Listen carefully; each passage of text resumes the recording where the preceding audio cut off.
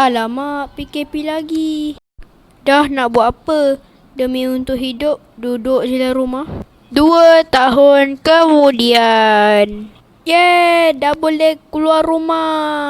Jom kita pergi melancong.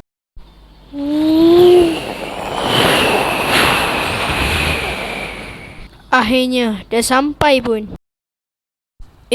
Aku perasa macam ada benda lah. Ha?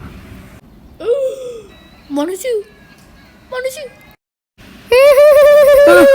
Alamak. Jaga Sophie.